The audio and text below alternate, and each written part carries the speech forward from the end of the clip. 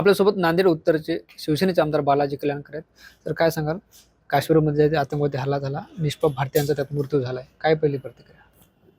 काल जेव्हा टी व्हीवर बातमी पाहिली आणि त्या बातमी बघून ना भारतामध्ये देशामध्ये एवढी दुःखाची घटना झाली.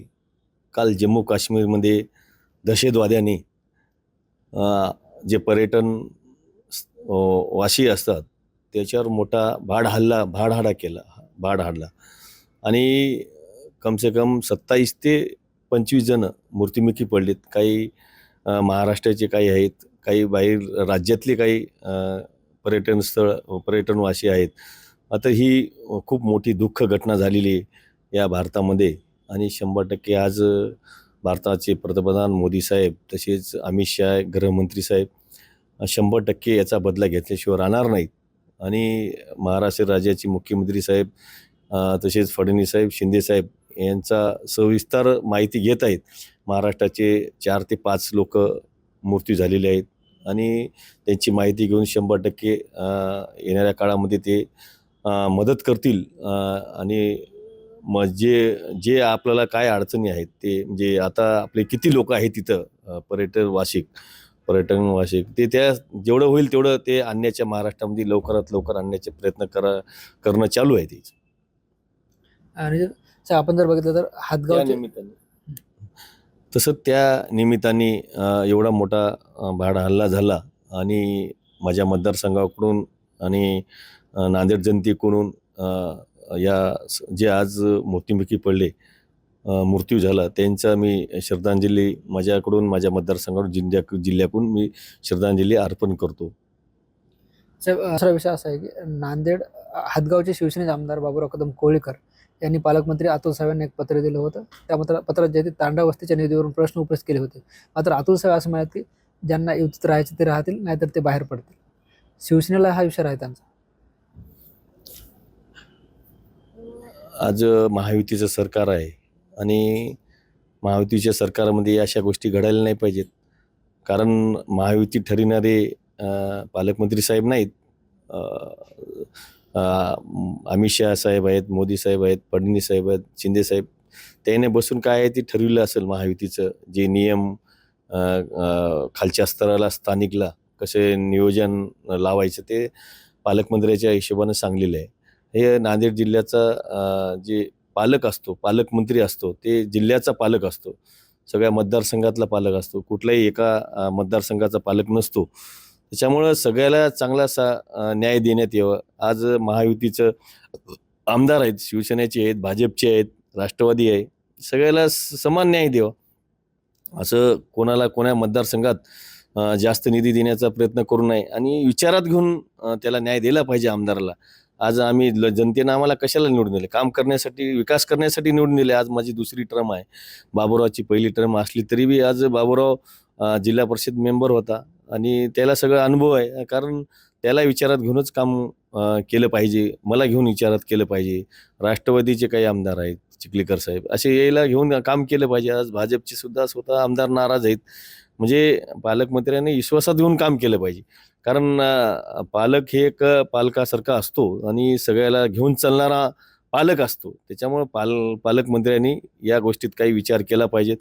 कालच त्यांनी सांगितलं की 237 आमदार आहेत आणि आम्हाला तुमची गरज नाही. 2022ला आम्ही उठाव केला शिंदे साहेबांनी. त्यावेळेस आम्हाला माहीत होतं का आम्ही कुठं चलो काही नाही. आम्ही साहेब गाडीत बसलो, निघून गेलो. म्हणजे आज त्यावेळेस आम्ही सरकार आणलं, महायुतीचं सरकार आलं. आज 2.5 वर्ष चांगलं काम केलं. आज फडणवीस साहेब मुख्यमंत्री आहेत, ते चांगलं काम करत आहेत. त्यांच्या खाली शिंदे साहेब आहेत, अजित पवार साहेब आहेत. हे तिघं महाराष्ट्राचे नेतृत्व एवढं चांगलं करतात. आणि तुम्ही हे खालचे जे असतात स्थानिक नेते, हे स्थानिक नेत्यांनी सगळ्याला घेऊन चालायचं असते. असं नाही की आज माझ्या मतदारसंघामध्ये मला सांगा तांडा वस्ती न विचारता पैसे टाकले, असं नाही का? माझेच प्रस्ताव गेले ते आमचे मागच्या काळामध्ये इलेक्शनच्या पहिले स्वतः मी प्रस्ताव पाठवले. त्याच्याच याच्यावर सहीवर प्रस्ताव गेलेले आहेत आणि ते दुसऱ्याला बोलून यानं काम आणलं, त्यानं काम आणलं. हे ठीक आहे, हे गोष्टी अशा नाही व्हायला पाहिजेत. आणि त्या जिथं स्थानिक आमदार आहे स्थानिकला विचारात घेऊन काम करायला पाहिजे पालकमंत्र्यांनी, मंत्री महोदयांनी. येणाऱ्या काळामध्ये असं जमणार नाही, कारण माझ्या कालचे मी सांगितले की तुम्हाला की 13 कोटी माझ्या मतदारसंघात टाकले. तुम्ही माझ्यासोबत विरोधात लढले आणि विरोधात पैसे वाटले, त्याला निधी दिला. तुम्ही म्हणजे ज्यानं निवडून आले, जनतेचं काम करण्यासाठी, विकास करण्यासाठी जनतेने निवडून दिले, तुम्ही त्याला रुपया देत नाही, ही गोष्ट अशी बरोबर नाही. कारण आम्हालाही काही पर्याय व्यवस्था आहे. असं जसं तुम्हाला रस्ता आहे तसं आम्हालाही रस्ता आहे. अशा गोष्टी होऊ नये, कारण वरचे नेते चांगले काम करत आहे. तुम्हीच वरच्या नेत्याला बघून चांगलं खाली न्याय द्या.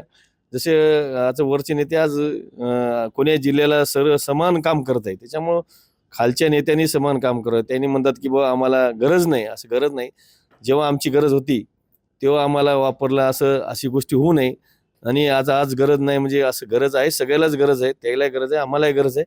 आणि लवकर असं काही कोणावर अन्याय होऊ देऊ नये.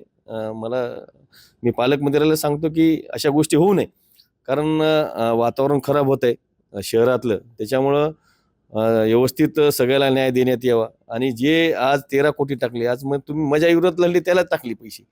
म्हणजे मला सांगा, माझ्या विरोधात पैसे वाटले त्याला पैसे दिले, हे बरोबर नाही. अशा गोष्टी होऊ नये, कारण बैमान माणसं जे बैमानी केली त्याला बैमानीला थारा देऊ नये.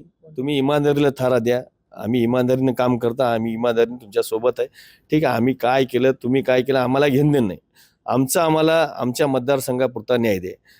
म्हणजे मतदारसंघापुरता न्याय दिलाच पाहिजे, कारण वरी सुद्धा मुख्यमंत्री साहेबाला आणि शिंदे साहेबाला मी सांगणार या गोष्टी सगळे असं व्हायला नाही पाहिजे. सगळ्या आमदारला न्याय दिला पाहिजे. आणि नाही दिलं तर येणाऱ्या काळामध्ये म्हणजे अडचणी तुम्हाला येतील, आम्हाला येतील. सगळं सामावून घेतलं पाहिजे, सगळ्याला न्याय दिला पाहिजे, ही माझी विनंती. तुमच्या मतदारसंघात 13 कोटीचा निधी टाकलाय, तो कोणता निधी आहे? दलित वस्तीचा आहे का इतर निधी आहे? DPDCचा निधी, जिल्हा नियोजनचा निधी आहे. आणि आज मला सांगा, जे मार्च ते 3 महिन्याचा निधी असतो ते 30 ते 50-60 कोटी रुपये आलती. त्याच्यातला एकाला कोणाला ते काही दिलं नाही. द्यायला पाहिजे ना. 60 कोटी कुठे घातली, काय नाही. म्हणजे असं नाही ना, आमदारला काही ना काही द्यायला पाहिजे ना. काय दिलं नाही तुम्ही? हे काही गोष्टी आम्ही वरी सांगणार आहे. हे असे नाही झाले पाहिजे. नाहीतर महायुतीचं कसं आहे, सरकार चांगलं चाललंय, डिस्टर्ब करू नये कोणी बी. आणि आज चांगले काम करत आहेत नेते, त्याच्यामुळे त्यांच्या पाठीशी राहो. आणि आज तुम्ही खालचे पालक असले तरी आम्ही तुमच्या चांगलं काम करा, आम्ही तुमच्या पाठीशी आहे. तुम्ही जर वाकडं चालत तसं मग आम्हालाही वाकडं चालायला लागलं. अशा गोष्टी होऊ नये, कारण तुम्ही आमच्या विरोधात पाडणाऱ्या माणसाला काम पैसे देत असाल तर मग आमचं कसं करायचं? मला सांगा ना, हे बरोबर नाही. अशा गोष्टी होऊ नये. आणि येणाऱ्या काळात त्यांनी काळजी घ्यावं, नाहीतर याचा विषय अलग होऊन जाईल. तुम्ही तरी दोघं शिवसेनेचे आमदार आहेत, मात्र मुखेडचे भाजपचे आमदार तुषार राठोड आणि किनवटचे भाजपचे आमदार भीमराव केराम यांनी सुद्धा पत्र दिले. मात्र भीमराव केराम यांनी असा आरोप केला की बोरवाडी तांडा या एकाच गावात जे आहे ते 1,85,00,000 रुपये निधी टाकलाय आणि त्या ठिकाणी जे आहे ते खोट्या वस्त्या दाखवल्या, खोट्या लोकसंख्या दाखवली. नाही, अशा गोष्टी होऊ नये. जिथं वस्ती आहे त्या समाजाला न्याय दिला पाहिजे. जिथं दलित वस्ती आहे, दलित समाजाला न्याय दिला पाहिजे. जिथं तांडा समाज आहे, तिथं त्या लोकांना न्याय दिला पाहिजे. अशा जिथं नाहीच वस्ती तिथं तुम्ही पैसे कसे टाकता मला सांगा? ते नियमामध्ये आहे का, कायद्यामध्ये आहे का, ते बघा.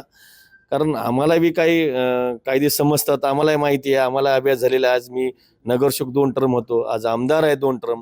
लोकांनी निवडून दिलेलं आहे. कारण जनता कशामुळे निवडते? बा हे माणूस चांगला आहे म्हणून दुसरी सेकंडला निवडून दिलेलं आहे. 5 वर्षाचं काम आहे मागच्या म्हणून आज या दुसऱ्या टर्ममध्ये निवडून दिले. तुम्ही जे आमच्या विरोधात पैसे वाटले त्याला पैसे दिले आणि आमचं कसं होईल मला सांगा? आमच्या पाडायला बसली होती ती लोक, तुम्ही त्याला पैसे देता, म्हणजे हे गलत काम आहे. हे अन्याय आहे आमच्यावर. तुम्ही न्याय द्यायला पाहिजे, हे गलत आहे. आम्ही वरी सुद्धा सांगणार आहे, सविस्तर माहिती देणार आहे. आणि हे अशा गोष्टी होऊ नये नांदेड जिल्ह्यामध्ये. मागच्या 2.5 वर्षामध्ये आम्ही जेव्हा 22च्या अगोदर आम्हालाही त्रास झाला. स्थानिक म्हणून झाला ना त्रास, त्यामुळेच आम्ही उठाव केला. नाही तर आज पाळी आली असती का उठाव करायची मला सांगा ना? आज मला सांगा, हे गोष्टी होऊ नये आणि अशा गोष्टी होऊ नये. ते डोसक्यामध्ये विचार येऊ नये. चांगले विचार आम्हाला काम करू द्या. जनतेचं काम लोकांनी निवडून दिले आणि जनतेचं काम करण्यासाठी आम्हाला तुम्ही साथ द्या.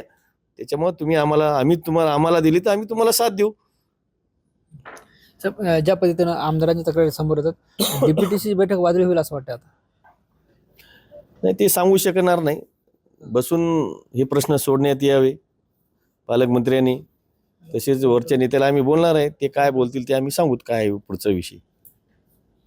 निश्चित आपण बघतो हे होते नांदेड उत्तरचे आमदार बालाजी कल्याणकर. ज्या पद्धतीने अतुल सावे यांनी तांडा वस्तीचा निधी व इतर निधी आमदारांना विचारत न घेता परस्पर वाटप केला, याविरोधात आहे ते आमदाराच्या मनात रोष पाहायला मिळतो. पालकमंत्र्यांनी आमदाराला विचारात घेऊन निधी वाटप केला पाहिजे अशी मागणी आमदार बालाजी कल्याणकर यांनी केली आहे. ज्ञानेश्वर लोंढे, TV9 मराठी, नांदेड.